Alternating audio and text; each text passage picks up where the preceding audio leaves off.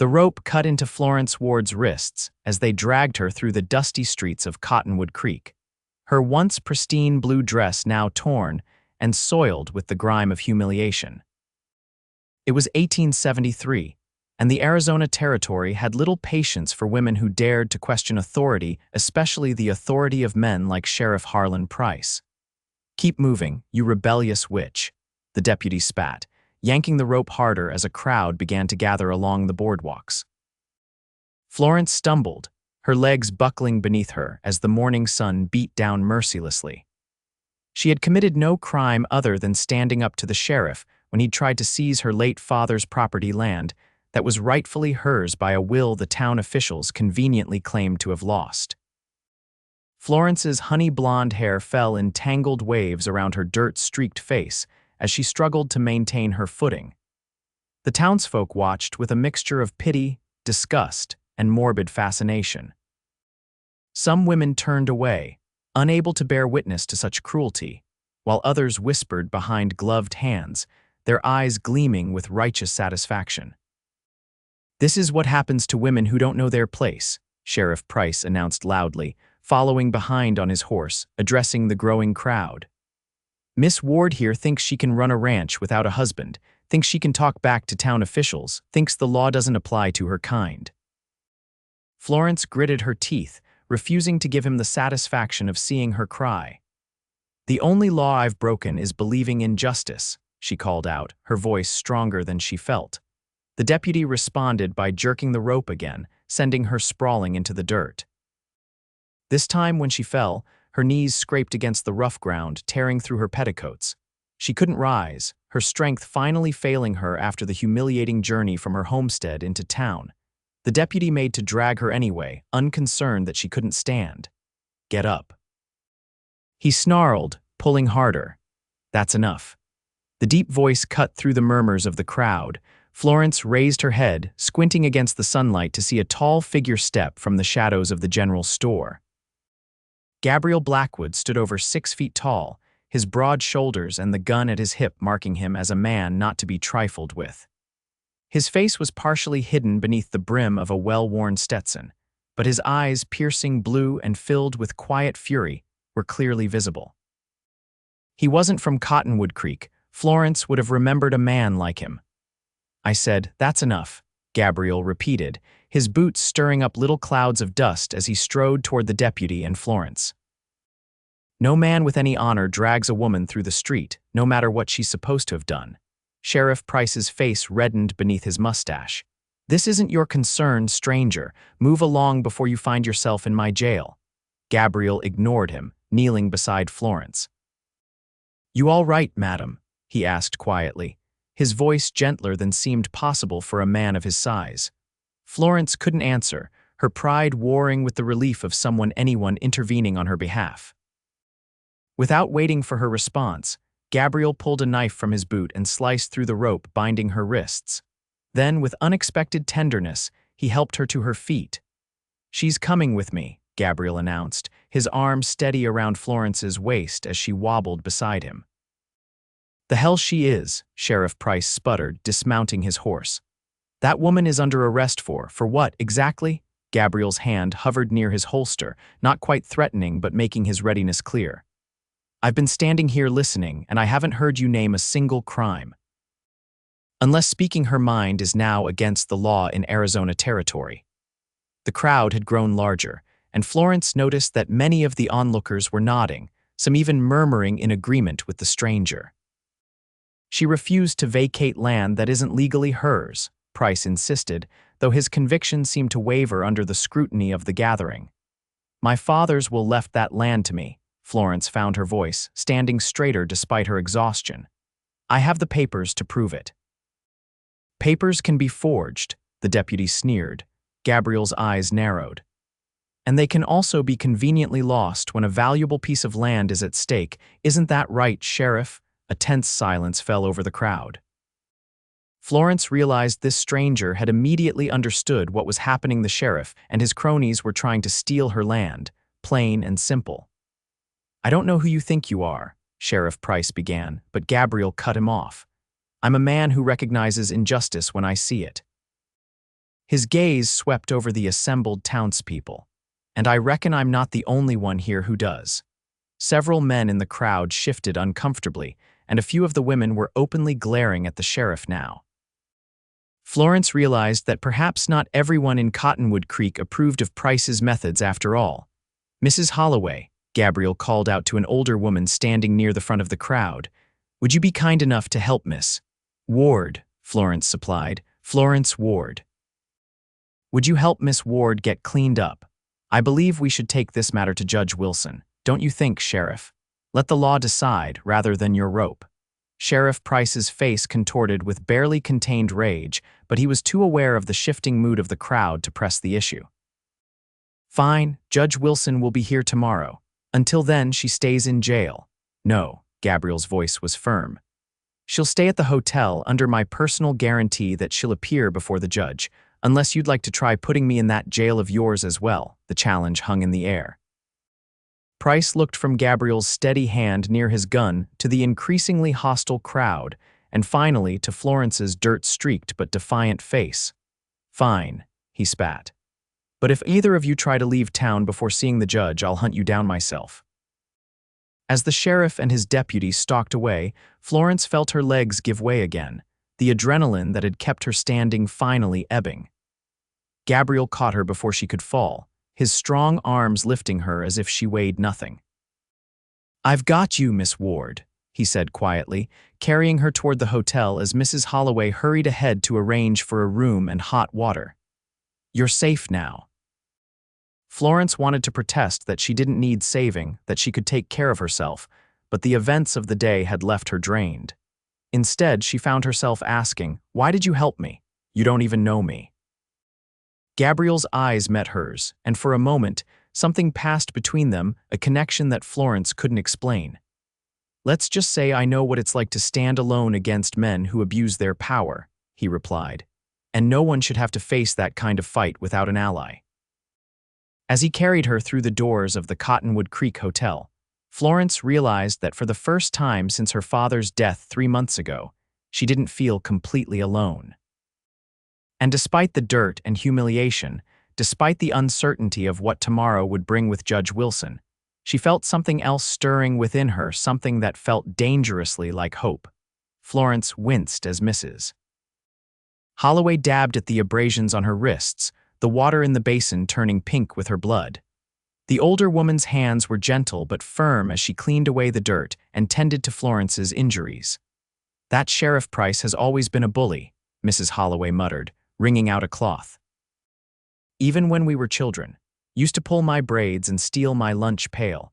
Now he wears a badge and thinks it gives him the right to treat folks however he pleases." Florence managed a small smile. "I appreciate your help, Mrs. Holloway. Most people in town seem afraid to cross him." "Call me Margaret, dear, and yes, most are afraid, but not all." The older woman glanced toward the door. "That cowboy of yours certainly isn't." "He's not my cowboy," Florence protested, feeling heat rise to her cheeks despite her exhaustion. "I don't even know him, he's just a good Samaritan." Margaret gave her a knowing look.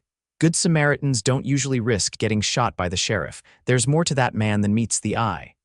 She helped Florence into a clean dress she'd brought from her own home. "There, you look more yourself now." A knock at the door made both women turn. Gabriel's deep voice came through the wood. "Miss Ward, I've brought some food up if you're feeling up to eating." Margaret opened the door, revealing Gabriel standing in the hallway with a tray laden with steaming bowls. His hat was off now, revealing thick, dark hair that curled slightly at the nape of his neck. Without the shadow of his Stetson, Florence could see his face clearly for the first time: strong jawline, straight nose, and those same intense blue eyes that had caught her attention in the street. "Perfect timing, Mr. Blackwood," Margaret said, taking the tray from him. "Our patient is looking much better, and I was just about to leave her to rest." Gabriel hesitated at the threshold. "I can leave this and go if you'd prefer to be alone, Miss Ward." Florence surprised herself by saying, "Please stay. I'd like to properly thank you for your intervention today." As Margaret took her leave with a barely concealed smile, Gabriel set the tray on a small table by the window. "It's nothing fancy, just beef stew and fresh bread from the hotel kitchen." "But it's hot." Florence realized she was ravenous. She hadn't eaten since the night before, when the sheriff and his men had first come to her property with their false claims. "It smells wonderful," she said, sitting carefully at the table. Gabriel took the chair opposite her, his large frame making the hotel furniture seem delicate by comparison. He waited for her to take a few bites before speaking again. "I hope you don't mind, but I've been asking around town about your situation," he said, breaking off a piece of bread. "Seems your father was a well-respected rancher hereabouts." Florence nodded, swallowing a spoonful of the rich stew. "Charles Ward. He built that ranch from nothing, worked himself to the bone for 30 years. When he died, he left everything to me, his only child. My mother passed when I was 12. And Sheriff Price, what's his interest in your land?" Florence's hand tightened around her spoon. "There's a rumor that the railroad might be coming through these parts. My father's land, my land, sits right in the path they're likely to take. Whoever owns it when the railroad men come will make a fortune." Understanding dawned in Gabriel's eyes. "And suddenly, your father's will goes missing, and the sheriff decides a woman can't legally own property without a husband." "Exactly." Florence set down her spoon, her appetite momentarily forgotten. "I have another copy of the will, of course. My father wasn't a fool. He lodged one with his lawyer in Tucson. But when I told the sheriff this, he laughed and said it would be my word against his, and who would the judge believe?" Gabriel's expression darkened. "He underestimated you." "He underestimated my stubbornness, perhaps," Florence replied with a small smile. "My father always said it was my best and worst quality." For the first time, Gabriel's serious expression lightened, and he smiled back. The transformation was startling, his entire face softening, revealing a dimple in his right cheek. "Stubbornness has kept many a person alive in these territories, Miss Ward. Nothing to be ashamed of. Please call me Florence." She found herself wanting to hear her name in his deep voice. "Florence," he repeated, and something in the way he said it made her heart beat a little faster. "And I'm Gabriel to my friends. Are we friends, then?" she asked, meeting his gaze across the table. "I'd like to think we're becoming so," he replied, his eyes never leaving hers. "And I'd like to help you keep your land if you'll let me." Florence hesitated. Her independent nature rebelled against accepting help, especially from a man she'd just met. But she was also practical enough to recognize that she needed an ally in this fight. "Why would you do that?" she asked. "You don't know me. You're clearly just passing through town. Why involve yourself in my troubles?" Gabriel was quiet for a moment, as if considering how much to share. "I was a lawman once," he finally said, "up in Montana Territory. Saw too many people with badges like Price using their authority to bully those weaker than themselves. I couldn't stop it then." His jaw tightened. "Maybe I can help stop it now." Florence sensed there was more to his story, much more, but she didn't press. "Everyone in the West had a past they kept close." "Then I accept your help, Gabriel," she said. "Though I don't know what we can do before Judge Wilson arrives tomorrow." Gabriel's smile returned, this time with a glint of determination in his eyes. "Well, for starters, we can pay a visit to the land office and see what records they have of your father's property. And then, I think we should have a chat with some of the townspeople who aren't in Price's pocket." "You think people will talk to us?" Florence asked skeptically. "Most folks crossed the street to avoid me when I came to town after Father died. People will talk to me," Gabriel said with quiet confidence. "I have a way of getting folks to share what they know." Something in his tone made Florence believe him. This man was more than just a drifter with a sense of justice. There was a shrewdness to him, an intelligence behind those blue eyes that suggested he knew exactly what he was doing. For the first time since the sheriff had appeared at her door, Florence felt a glimmer of real hope. With Gabriel Blackwood on her side, perhaps she stood a chance of keeping her father's legacy intact after all. "All right," she said, straightening her shoulders. "When do we start?"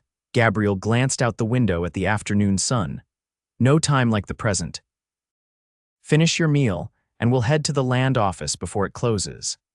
As Florence ate the last of her stew, she couldn't help wondering what twist of fate had brought this enigmatic man to Cottonwood Creek on the very day she needed him most.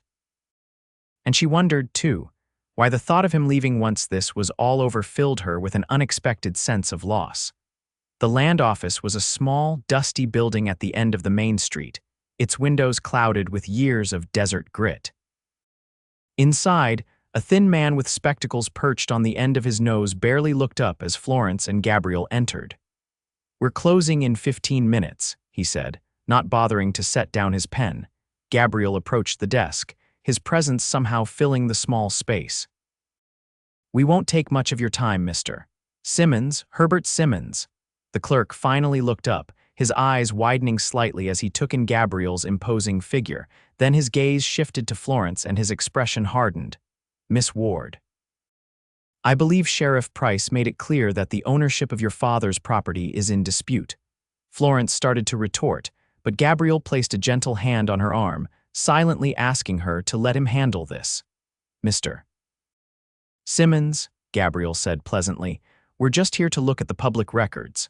As I understand it, all property transactions in the county are documented here and available for review by any citizen. Isn't that correct?" Simmons adjusted his spectacles nervously. "Well, yes, technically, but excellent," Gabriel interrupted, his smile never wavering though his eyes had turned to steel. "Then we'd like to see all records pertaining to the Ward property, specifically any transactions or claims filed in the last 3 months. The clerk hesitated, glancing toward the door as if hoping for rescue.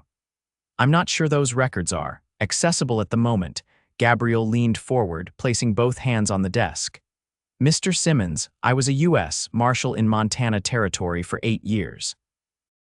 I understand the law regarding public records quite well. Now, you can either show us those documents willingly, or I can ride to Tucson tomorrow and return with a federal order that will compel you to do so and possibly cost you your position." Florence stared at Gabriel in surprise. A U.S. Marshal, he hadn't mentioned that earlier, just that he'd been a lawman. The bluff, if it was a bluff, worked. Simmons paled visibly and pushed back from his desk. "Very well, wait here." As the clerk disappeared into a back room filled with shelves of ledgers and files, Florence whispered, "A U.S. Marshal, you didn't tell me that." Gabriel's expression was unreadable. "Former Marshal, I resigned my post about a year ago." "Why?" she asked, unable to contain her curiosity. Before he could answer, Simmons returned with several documents in hand. "Here are the original land grant papers for the Ward property, dating back to 1842. And here," he said, reluctantly laying another document on the desk, "is a claim filed 3 weeks ago by Sheriff Price, contesting Charles Ward's ownership based on a supposed unpaid debt." Florence gasped. "What debt? My father never owed anyone a cent in his life." Simmons avoided her eyes. "According to this, your father borrowed $500 from Harlan Price in 1870 and never repaid it." "That's a lie," Florence said, her voice shaking with anger. "My father would never have borrowed money from Price. They despised each other." Gabriel picked up the document, examining it closely. "This loan agreement is dated October 15, 1870. Where would your father have been on that date, Florence?" Florence thought for a moment, then her eyes widened. "He was in San Francisco. He went there to sell cattle and didn't return until nearly Christmas." Gabriel nodded, as if she'd confirmed his suspicion. "And who would know that, besides you?" "Several people. My father's foreman, Joe Littlefield, the buyers in San Francisco. Even the stagecoach company would have records of his travel." Gabriel turned back to Simmons, who was looking increasingly uncomfortable. "Mr. Simmons, I believe we're looking at a case of forgery and fraud. Are you certain you want your name associated with these documents when this matter comes before Judge Wilson tomorrow?" The clerk swallowed hard. "I merely file the papers that come across my desk, Mr. Blackwood. I don't vouch for their authenticity." "But you didn't question this suspicious claim, did you? Even though you must have known Charles Ward was out of town when this supposed loan agreement was signed." Simmons flushed. "Sheriff Price is a powerful man in this county." "It's not my place to question. It's exactly your place," Gabriel interrupted, his voice sharp now. "You're a public official entrusted with maintaining accurate records."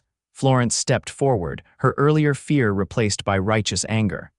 "Mr. Simmons, my father was your friend. He spoke well of you at our dinner table. How could you allow this lie to stand?" The clerk's shoulders slumped. "I'm sorry, Miss Ward, truly, but Price threatened to have me removed from my position. I have a family to feed." Gabriel's expression softened slightly. I understand fear, Mr. Simmons.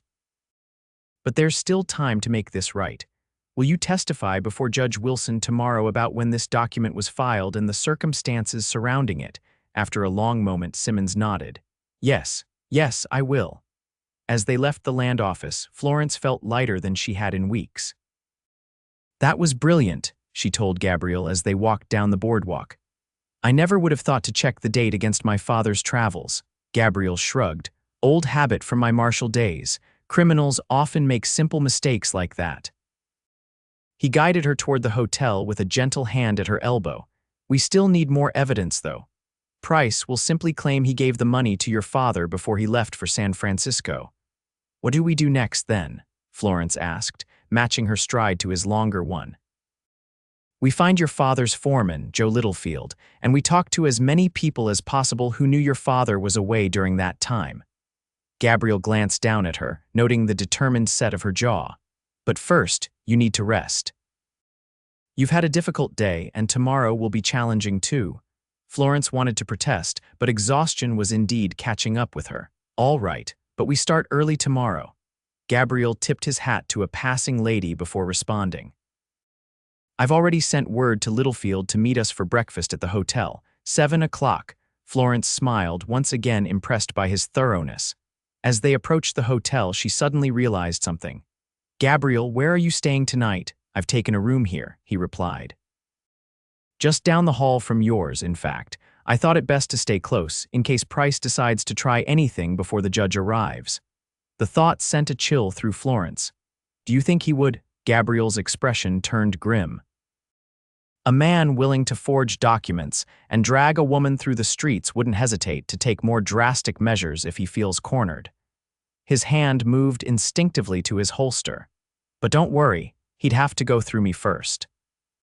The protective declaration should have offended Florence's independent spirit. Instead, it warmed her in a way she hadn't expected. As they entered the hotel lobby, she impulsively touched his arm, stopping him. Thank you, Gabriel, she said softly. Not just for the help, but for believing me. For treating me like. She trailed off, unsure how to express what she meant. Like an equal, he suggested, his blue eyes gentle. Like someone whose word has value. Yes, she whispered, suddenly aware of how close they were standing, of the warmth radiating from his tall frame. For a moment, they simply looked at each other, something unspoken passing between them. Then Gabriel cleared his throat and stepped back slightly. Get some rest, Florence, he said, his voice deeper than before. Tomorrow we fight for your land. As she climbed the stairs to her room, Florence found herself thinking not just of the battle ahead, but of the enigmatic man who had come to her aid. A former U.S. Marshal with secrets in his past and kindness in his eyes. A man who had lifted her from the dirt, and now stood beside her against the powerful forces arrayed against her. And despite the uncertainty of her situation, despite the fear that still lingered, Florence Ward fell asleep that night with a small smile on her lips and a strange, fluttering hope in her heart. The first light of dawn was just breaking over the eastern hills when Florence awoke to a soft knock at her door. Pulling a shawl around her shoulders, she opened it to find Gabriel already dressed and alert, his hat in his hands. I'm sorry to wake you so early, he said, his voice low to avoid disturbing other guests, but there's been a development. Joe Littlefield is downstairs. Florence blinked in surprise. Already, it's not even 6. He rode through the night after getting my message, Gabriel explained. Said he couldn't wait when he heard what was happening to you. He's quite loyal to your family. Warmth spread through Florence's chest. Joe had been her father's right-hand man for over 15 years, a fixture at the ranch since she was a girl. Give me 10 minutes to dress. True to her word, Florence was downstairs in the hotel's small dining room in exactly 10 minutes, her hair hastily pinned up and her borrowed dress as neat as she could make it. Joe Littlefield stood as she entered, his weathered face breaking into a relieved smile. Miss Florence, he said, removing his hat. Thank the Lord you're all right. When I heard about Price dragging you through town. His leathery hands clenched around his hat brim. Florence embraced the old cowhand, breathing in the familiar scent of horse, tobacco, and the sage that grew around her ranch. I'm fine, Joe. Thanks to Mr. Blackwood here. Joe turned to Gabriel, extending a calloused hand. I'm much obliged to you, sir. The Wards are good people. Best I've ever worked for. Gabriel shook his hand firmly. Florence is fortunate to have such loyal friends. Please sit. We need to talk strategy before the town wakes up. Over coffee and a simple breakfast of eggs and bacon, Florence and Gabriel explained the false debt claimed to Joe, who grew increasingly outraged as they spoke. That's the lowest kind of lie, he spat. Mr. Ward in debt to Price. Hell would freeze over first. Begging your pardon for the language, Miss Florence. Can you testify before Judge Wilson that my father was in San Francisco when this loan was supposedly made? Florence asked. Joe nodded vigorously. Sure can. I drove him to the stagecoach myself on September 30th and picked him up when he returned on December 18th. Wasn't even in the territory when Price claims he signed that paper. Gabriel leaned forward. What about witnesses? Anyone else who could corroborate this? Well, there's Doc Peterson, Joe said thoughtfully. He treated Mr. Ward for a broken finger while he was in San Francisco, got the medical papers to prove it too. Mr. Ward sent him a letter of thanks after he got home, mentioned the exact dates he was there. Florence's eyes widened. I'd forgotten about that. Father slammed his hand in a hotel door. The doctor splinted 2 of his fingers. Gabriel's face lit up with a triumphant smile. Which means he couldn't have signed any documents during that time. Perfect. He turned to Joe. Is the doctor still in San Francisco?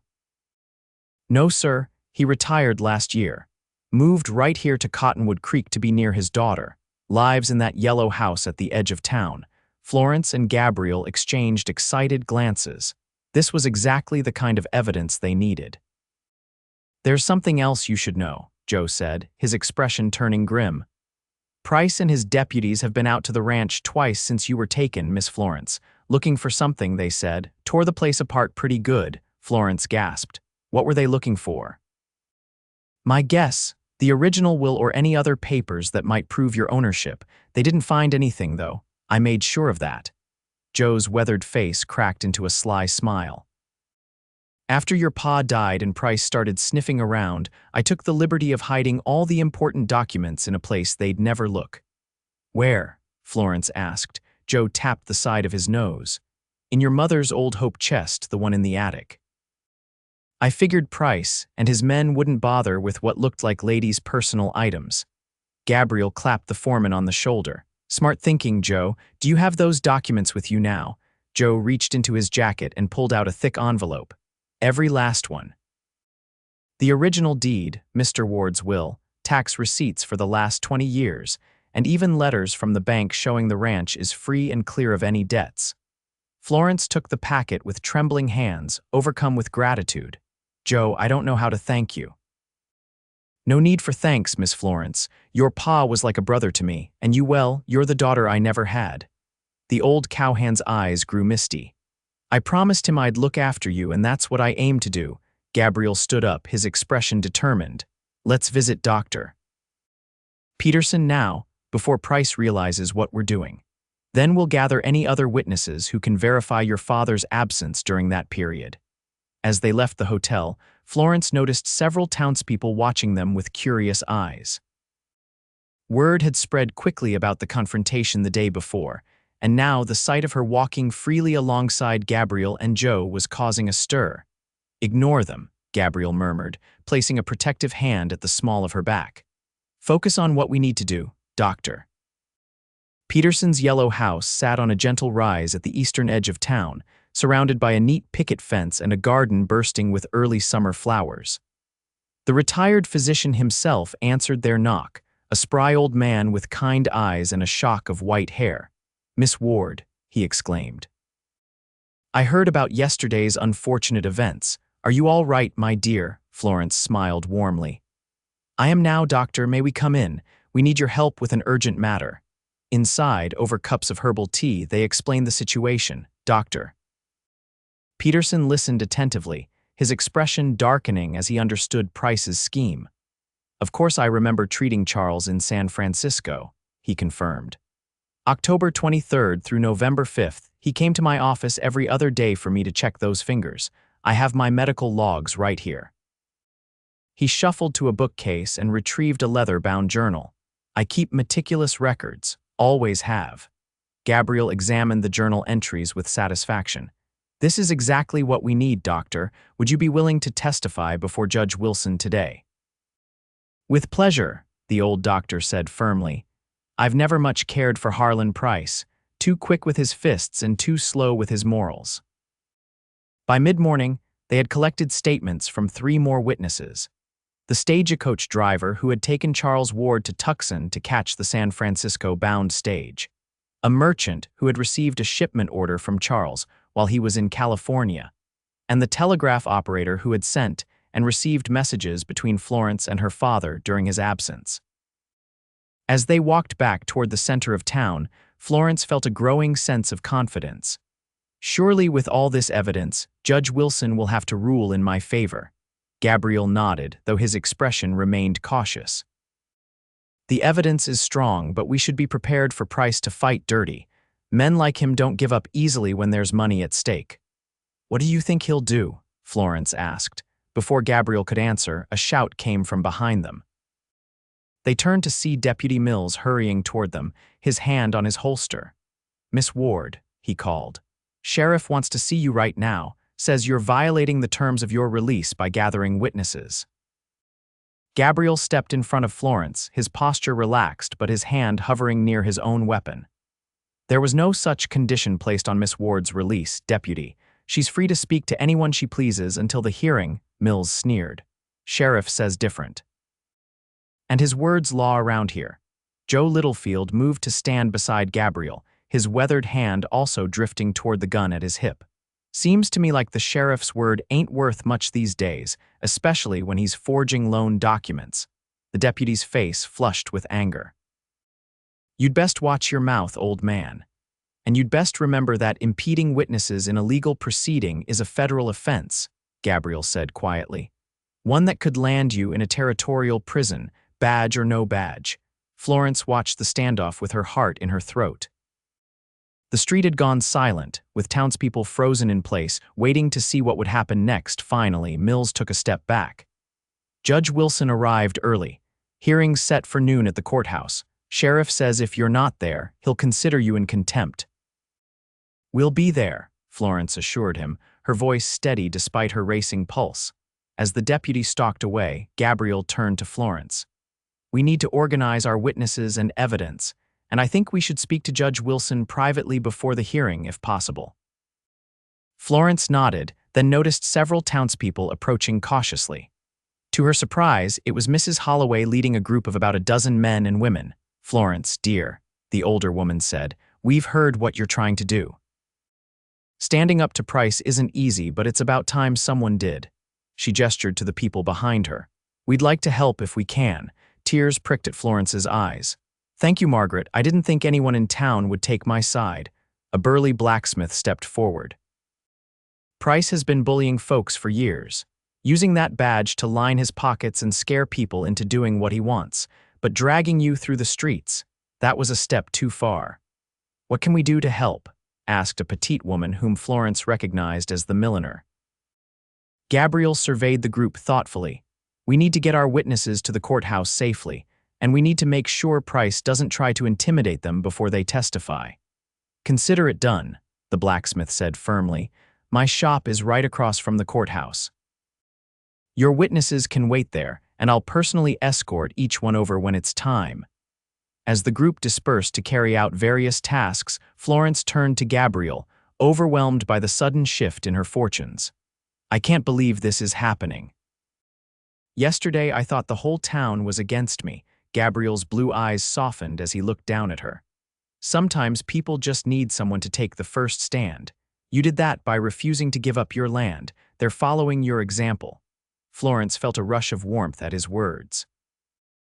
In the short time she'd known him, Gabriel Blackwood had shown more faith in her than anyone since her father died.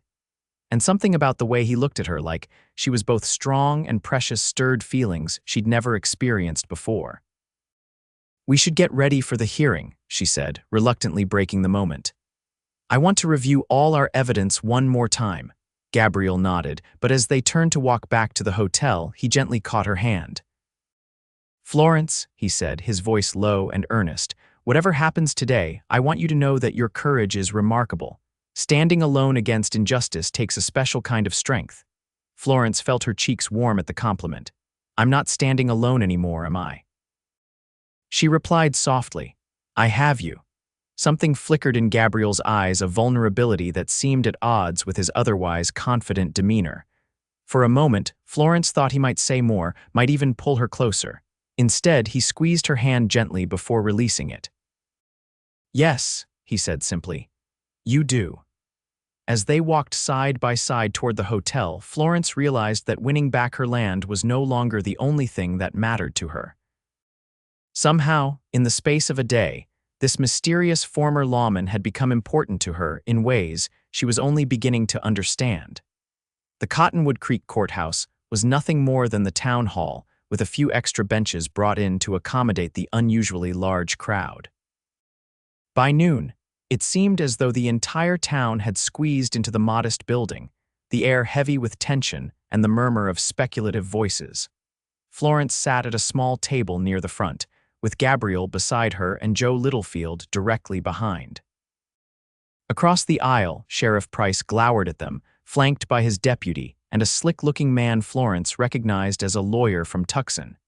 Judge Wilson, a stern-faced man with silver hair and piercing gray eyes, entered through a side door, bringing immediate silence to the room.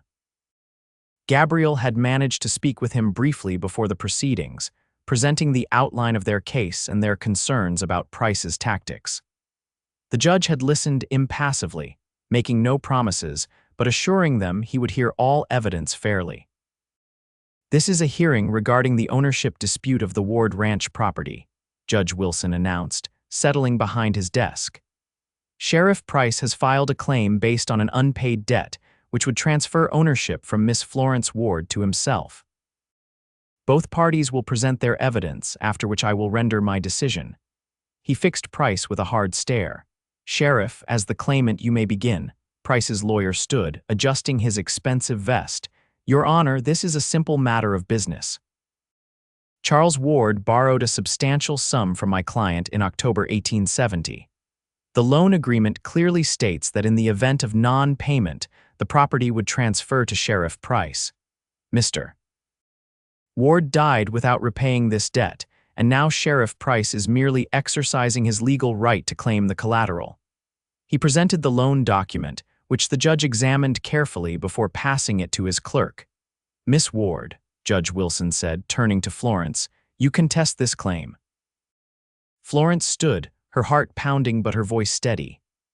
"I do, Your Honor. My father never borrowed money from Sheriff Price. In fact, he was not even in Arizona territory on the date this document was supposedly signed. He was in San Francisco, California." "That's a convenient story," Price sneered from his seat, "but you can't prove it."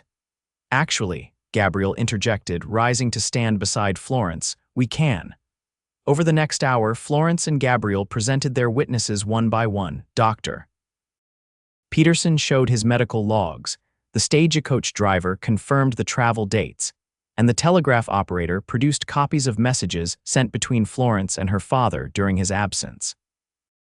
Herbert Simmons, the land office clerk, nervously testified about when the loan document had been filed just 3 weeks ago, nearly 3 years after Charles Ward's supposed signature. As each witness spoke, Florence watched the judge's expression grow increasingly grave. Price, meanwhile, shifted uncomfortably in his seat, occasionally whispering urgently to his lawyer. Finally, Florence presented the packet of documents Joe had rescued from the ranch. "Your Honor, these papers prove that my father's property was free of debt at the time of his death. His will, which I have here in its original form, clearly leaves the entire ranch to me, his sole heir." Judge Wilson examined each document meticulously before looking up at Florence. "Miss Ward, why would Sheriff Price target your property specifically? There are other ranches in the area." Florence took a deep breath.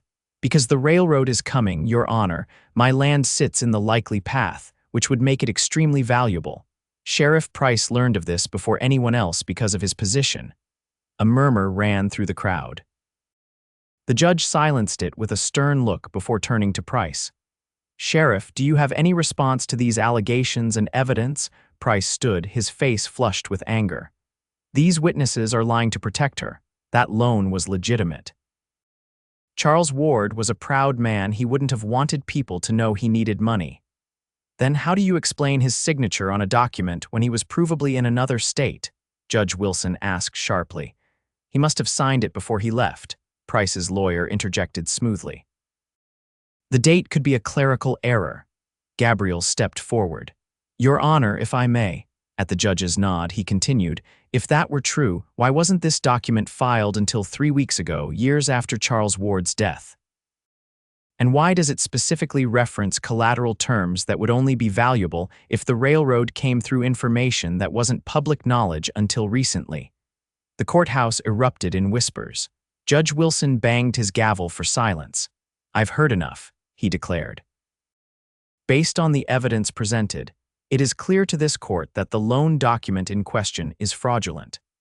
The signature could not have been made by Charles Ward on the date claimed, and the timing of the filing suggests an opportunistic attempt to seize valuable property through deception." He fixed Price with a withering glare.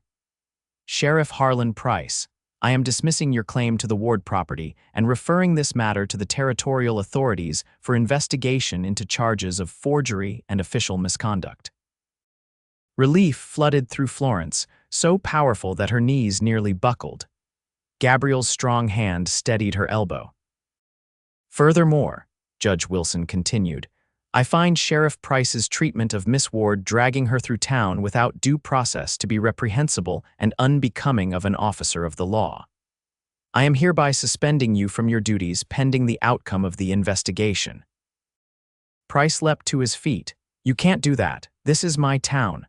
"This town belongs to its citizens," the judge replied coldly, "not to men who abuse their authority. Deputy Mills, please take Sheriff Price's badge and gun." The deputy hesitated, looking between his boss and the judge. "Now, deputy," Judge Wilson ordered, "unless you wish to join him under investigation." With visible reluctance, Mills approached Price, hand extended. For a terrible moment, Florence thought Price might draw his weapon. His hand hovered near his holster, his face contorted with rage. "Don't do it, Price," Gabriel said quietly, his own hand resting on his gun. "It's over." The tension in the room was palpable as Price stared at Gabriel, hatred burning in his eyes. Then, with a sudden movement, he ripped off his badge and threw it at Mills's feet. "This isn't over," he snarled, looking directly at Florence. "Not by a long shot." As Price stormed out of the courthouse, the room erupted in cheers and applause. People surrounded Florence, offering congratulations and apologies for not standing with her sooner. Through the crowd, she sought Gabriel's gaze, finding him watching her with a warm smile that made her heart flutter. Later, as the afternoon sun cast long shadows across the main street, Florence stood on the hotel porch with Gabriel, looking out at the town that had nearly destroyed her but ultimately rallied to her defense. "What happens now?" she asked, turning to face him. "Price is still dangerous, even without his badge." Gabriel nodded soberly. "He is, but Judge Wilson has sent for the territorial marshal. Price will likely face charges that will keep him away for a long time." "And what about you?" Florence asked, the question she'd been avoiding finally escaping her lips. "Will you be moving on now?" Gabriel was quiet for a moment, his blue eyes studying her face as if memorizing every feature. "I hadn't planned to stay in Cottonwood Creek," he admitted. "I was just passing through on my way to California." Florence felt her heart sink, though she tried to hide her disappointment. "Of course, you've already done more than enough to help me. I wouldn't expect you to change your plans."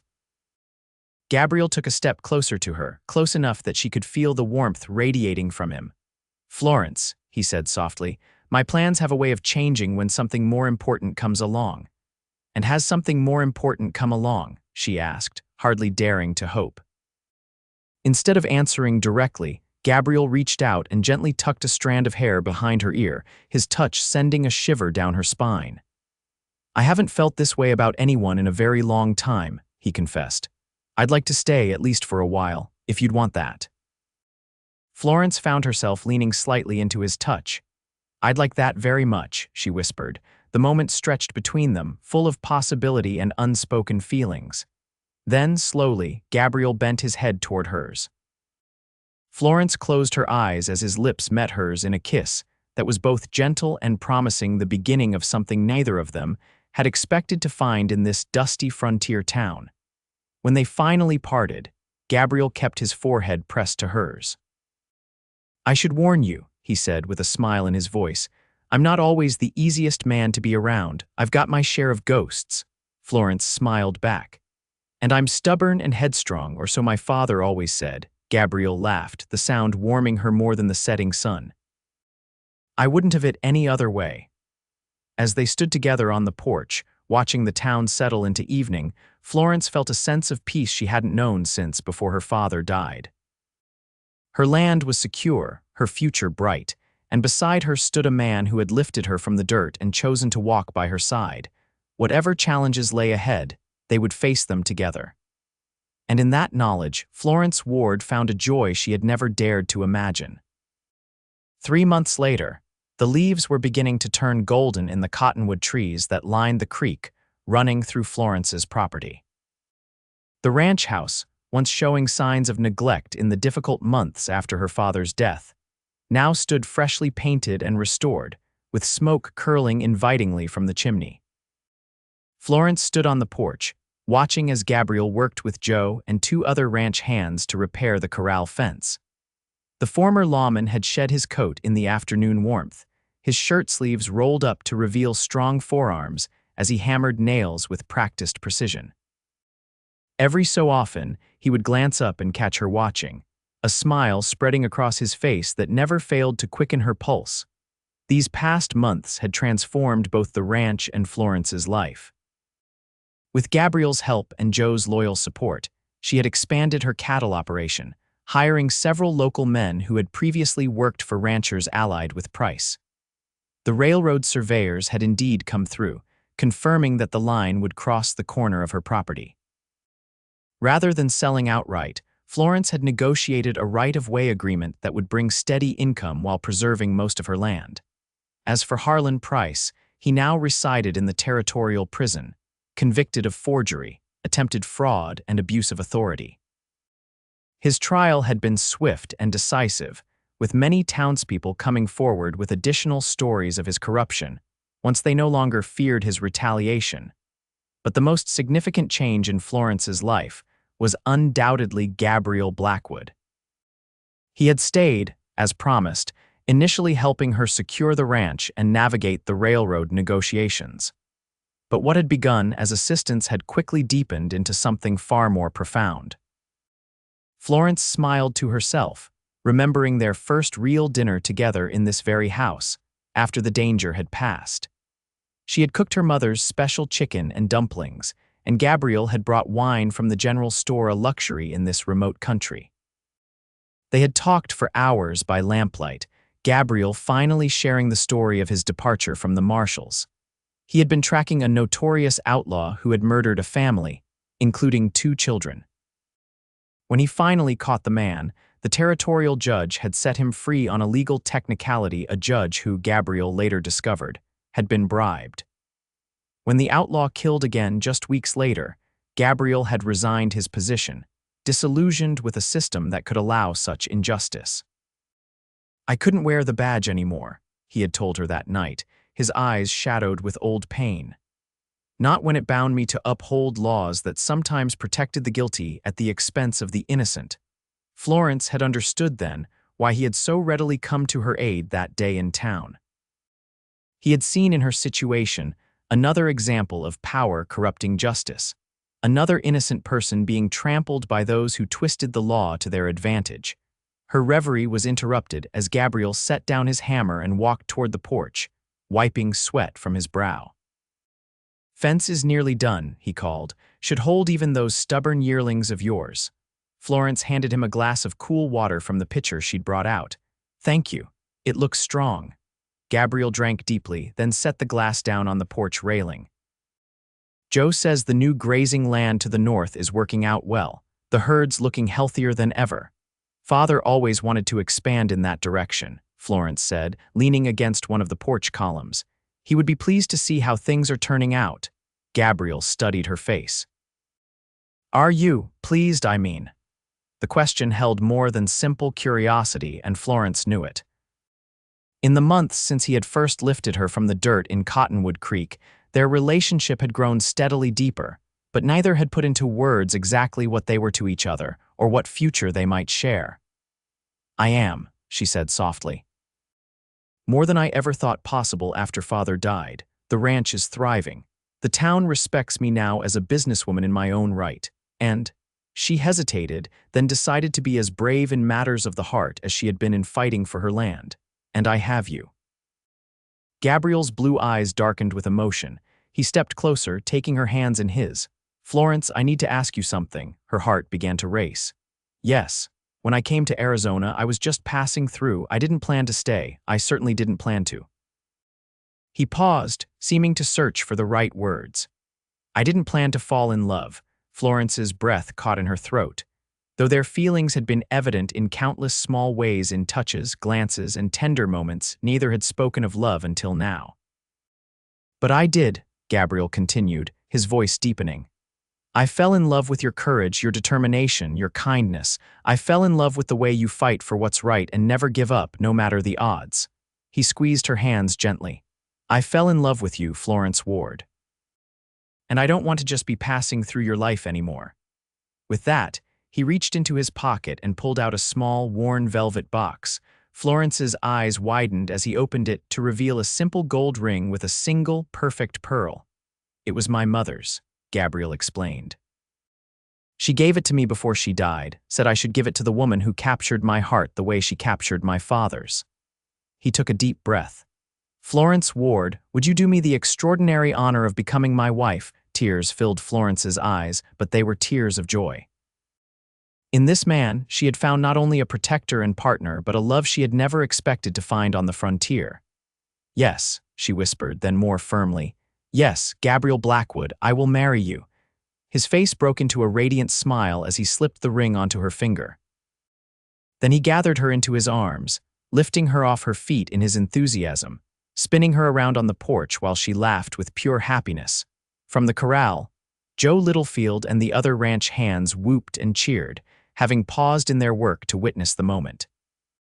Florence blushed, realizing they had had an audience, but Gabriel just laughed and waved at the men. You knew I was going to propose today, didn't you? Florence asked Joe when Gabriel finally set her down. The old foreman grinned. Might have had some idea when he asked me last week if I thought your father would have approved of him. And what did you tell him? Florence asked, leaning into Gabriel's side as his arm wrapped around her waist. Joe's weathered face softened. Told him Charles Ward would have been proud to call him son. And that's the God's honest truth, Miss Florence. That evening, after a celebratory dinner with Joe and the ranch hands, Florence and Gabriel sat alone on the porch swing, watching the stars emerge in the vast Arizona sky. Her head rested on his shoulder, his arm warm around her, the pearl on her finger catching the moonlight. I've been thinking, Gabriel said, his deep voice rumbling pleasantly against her ear. This ranch needs a proper name. Your father always just called it the Ward place, right? Florence nodded. He wasn't much for fancy names. What would you think of calling it Redemption Ranch? Gabriel suggested. Because that's what it's been for both of us in different ways. A place of second chances. Florence smiled, lifting her head to look into his eyes. I love it. And I love you, Gabriel Blackwood. He kissed her then, tender and passionate all at once. A kiss that held promises of all the years to come, years they would spend side by side, building a life and a legacy together on this land that had almost been lost, but was now the foundation of their shared future. As the kiss ended, Gabriel kept her close, his forehead resting against hers. When I saw them dragging you through town that day, he said quietly, something in me couldn't stand by and watch. I had to help you, had to lift you up. I never imagined you would end up lifting me too, giving me back purpose, hope. A home. Florence touched his face gently. We lifted each other, and we'll keep doing that every day for the rest of our lives. Above them, a shooting star streaked across the darkening sky, a fitting blessing, Florence thought, for a love that had begun in the dust of injustice. but would flourish in the fertile soil of Redemption Ranch for years to come. Spring arrived at Redemption Ranch with a riot of wildflowers and the cheerful sounds of construction. The ranch house was being expanded to accommodate not only the newly married Gabriel and Florence Blackwood, but also the future they both eagerly anticipated. Their wedding in December had been the social event of Cottonwood Creek, with nearly the entire town attending. Florence had worn her mother's lace dress, carefully altered by Margaret Holloway and the town's seamstresses. Gabriel, standing tall and handsome in a new black suit, had watched her walk down the aisle of the small church with such love in his eyes that several of the women present had dabbed at tears. Judge Wilson himself had returned to Cottonwood Creek to perform the ceremony, declaring it his privilege to unite the couple whose courage had helped restore justice to the community. Joe Littlefield had given the bride away, his weathered face shining with pride and just a hint of tears. Now, as April's sunshine warmed the land, Florence stood in what would soon be the nursery, her hand resting on the gentle swell of her stomach.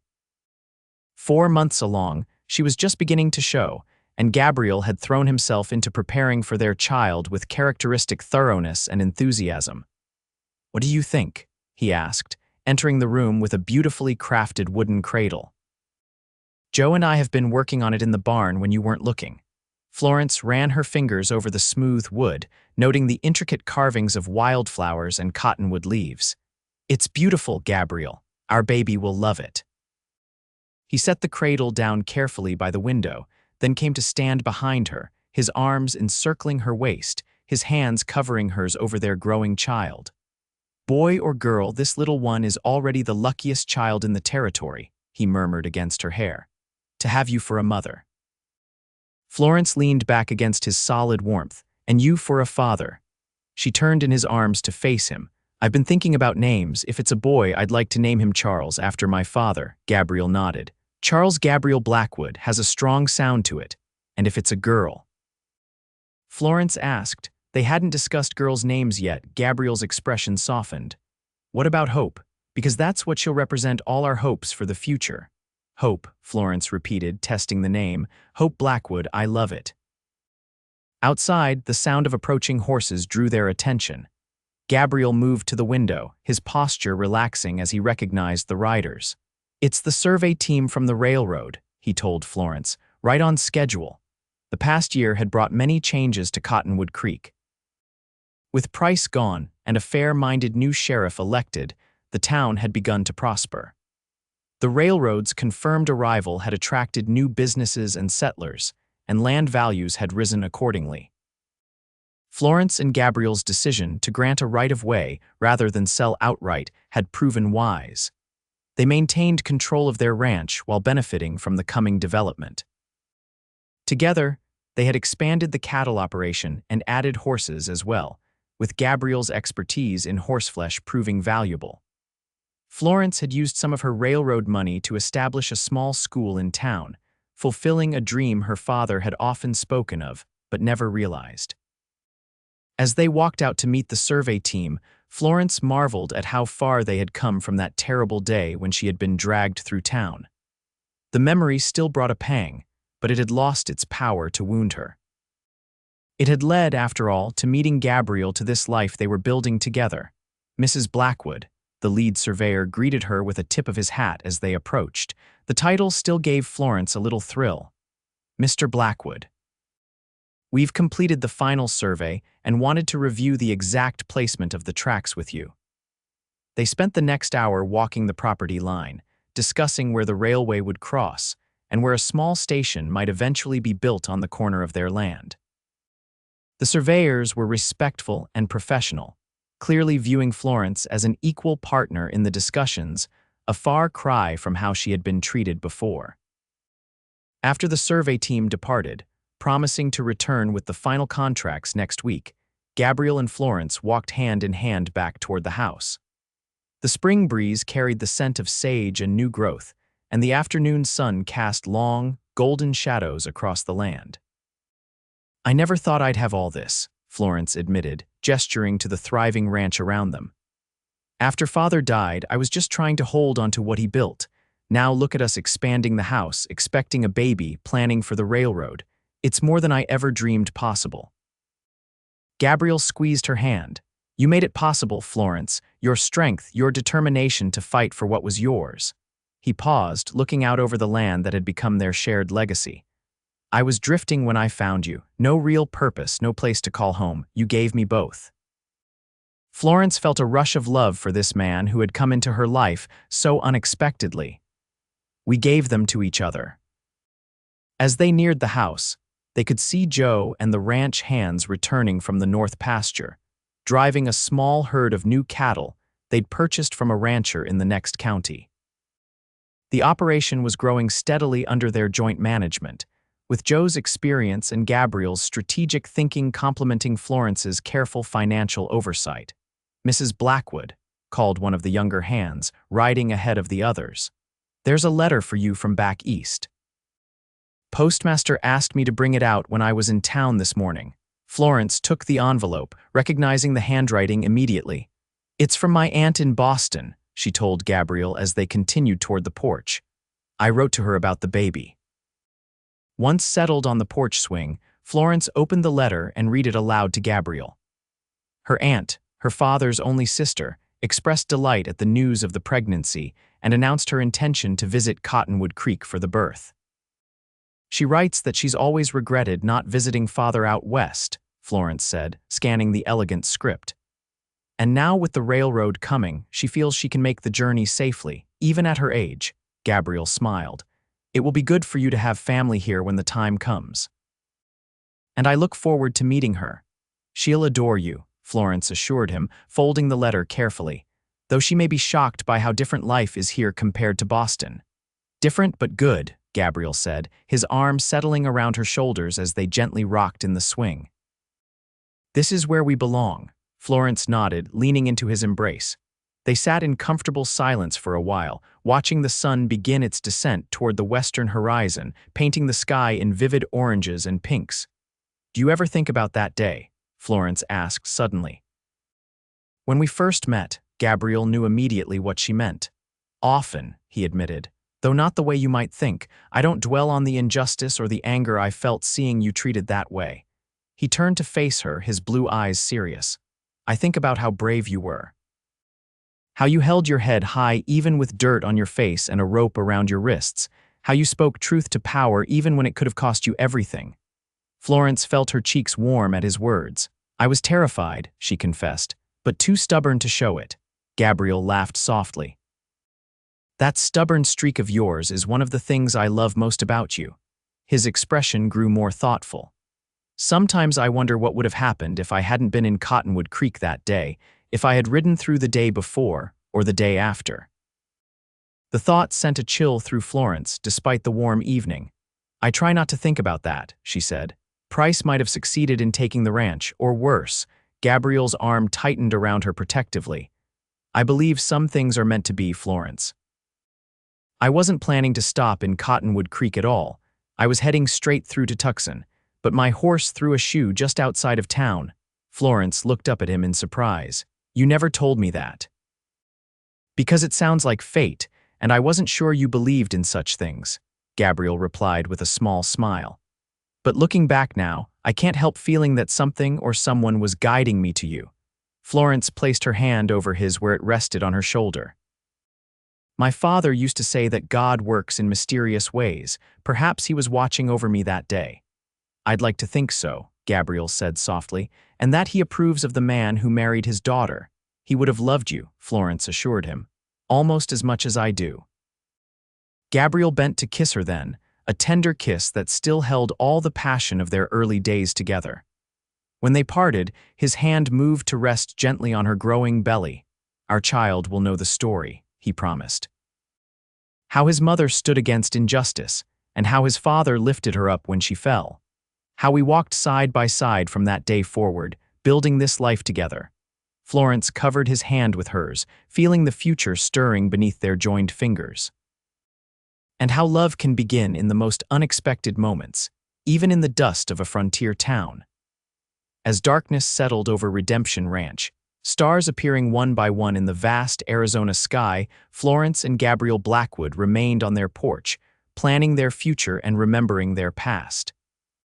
The ranch house lights glowed warmly behind them, a beacon of the home they had created together, a home built on courage, justice, and a love that had begun with a simple act of kindness on a day that could have broken a lesser woman. But Florence Ward Blackwood was no ordinary woman. And in Gabriel Blackwood, she had found no ordinary man. Together, they had transformed adversity into triumph, humiliation into honor, and a chance meeting into a love story that would be told in Cottonwood Creek for generations to come.